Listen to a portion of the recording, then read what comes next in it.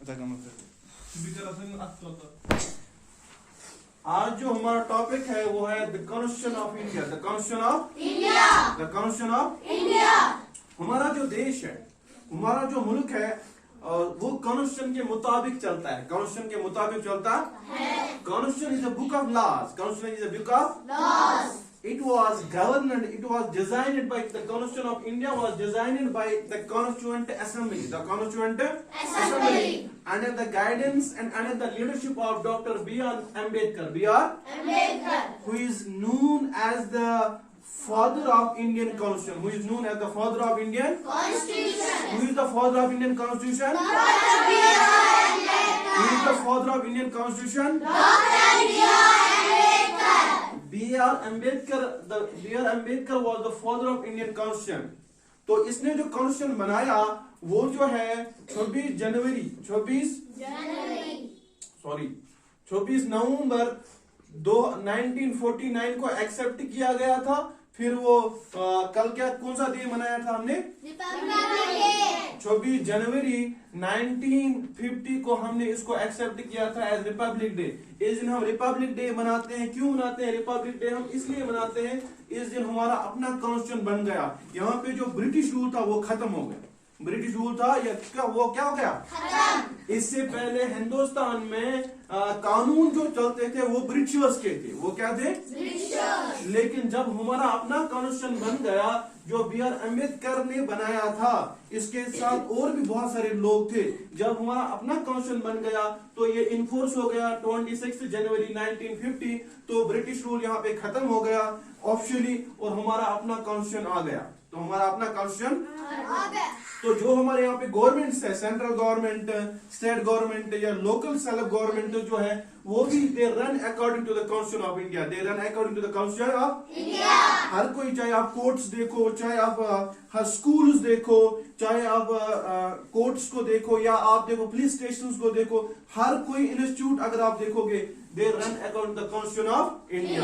तो हर एक के लिए कॉन्स्टिट्यूशन ने लॉज बनाए हैं। तो कॉन्स्टिट्यूशन जो है हिंदुस्तान का, उसने हमें कुछ बुनियादी हुकूक दिए हैं। They are called fundamental rights. They are called fundamental rights. हमें कुछ बुनियादी हुकूक दिए हैं इन कॉन्स्टिट्यूशन ऑफ इंडिया ने। इंसानों को, जो भी सिटीजन्स ऑफ इंडिया है, सिटीजन्स ऑफ इंडिया है, उनको कॉन्स्टिट्यूशन ऑफ इंडिया ने कुछ बुनियादी हुकूक दिए हैं। क्या दिए हैं?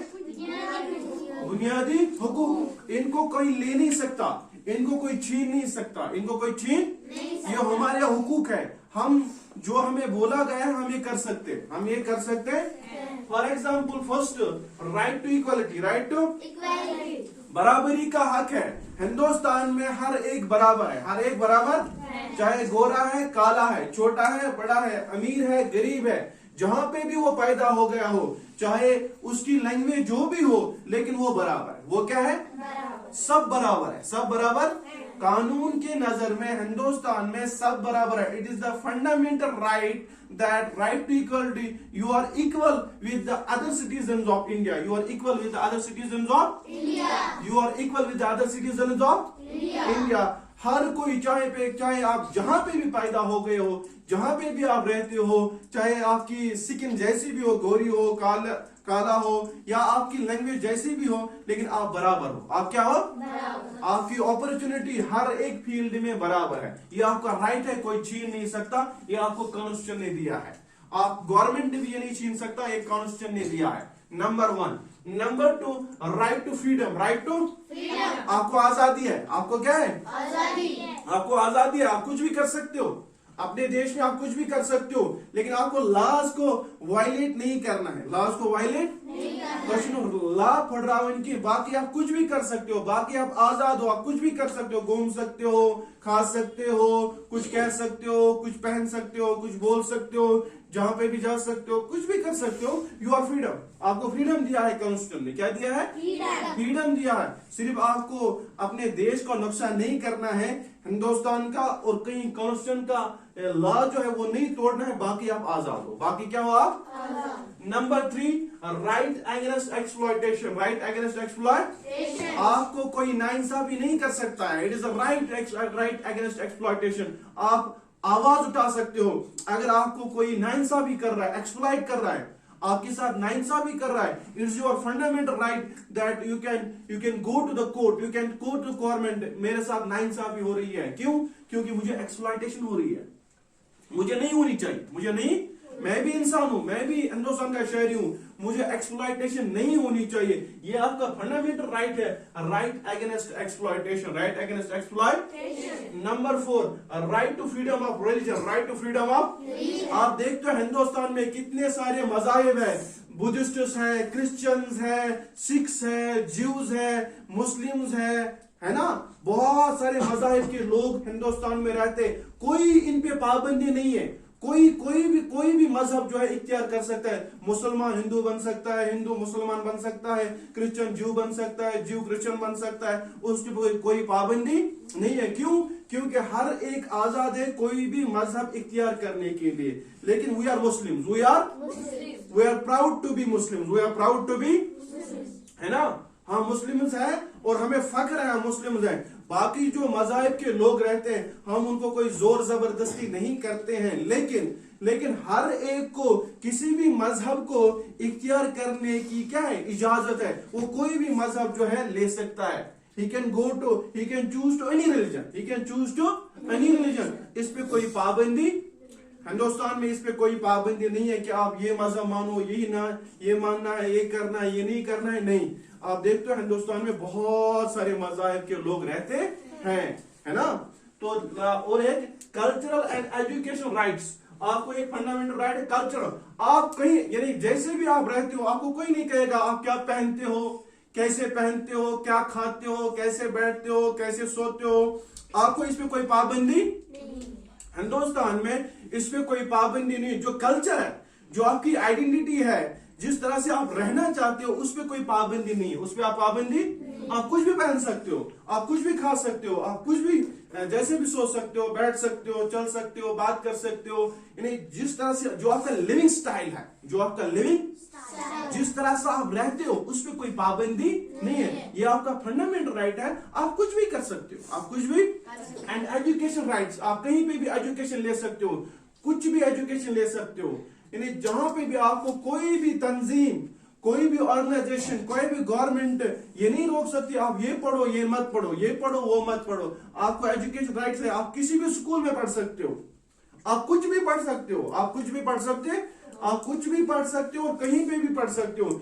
जो आपकी मर्जी वो आप पढ़ सकते हो, इस पे भी कोई पाबंदी नहीं है।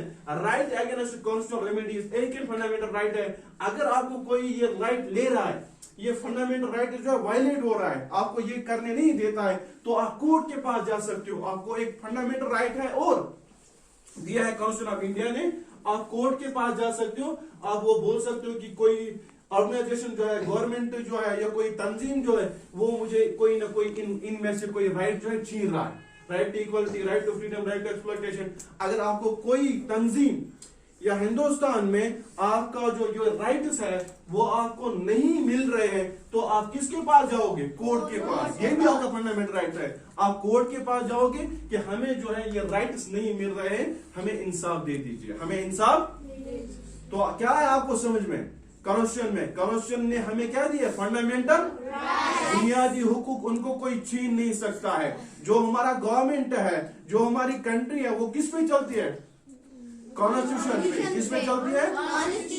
वो कॉन्स्टिट्यूशन क्या है? Book of laws, book of, वो कानूनों की एक किताब है जिसपे पूरा हिंदुस्तान चलता है, जो कॉन्स्टिट्यूशन असेंबली ने बनाई थी। कहाँ बनाई थी? किसने बनाई थी? Under the leadership and under the guidance of doctor B.R. Ambedkar, who is called father of Indian constitution. और ये कब इन्फोर्स हुआ था? 26 जनवरी 1950। इस दिन हम मनाते हैं रिपब्लिक डे। क्या मनाते हैं? Republic day. रिपब्लिक डे क्या हो गया? रिपब्लिक डे क्या हो गया? हमें अपना कॉन्स्टिट्यूशन मिल गया। जो यहाँ पे लाज चल रहे थे अंग्रेजों के, वो खत्म। अब हमारे हिंदुस्तान के अपने लाज बन गए। अब हिंदुस्तान जो है एक आजाद मुल्क बन गया। क्या बन गया? एक आजाद मुल्क बन गया। क्यों? जब हमारी अपनी गवर्नमेंट भी बन गई, हमारे अपने लाज भी बन गए, तो हिंदुस्तान तो आजाद बन गया। तो जो यहाँ पे ब्रिटिशर्स थे, उनको टाटा बाय बाय हमने किया। क्या किया? क्या किया हमने उनको टाटा बाय बाय किया। हमारी अपनी गवर्नमेंट भी बन गई, हमारे अपने लॉज भी बन गए। Thank you so much. समझ आया? अच्छे से आया? Thank you.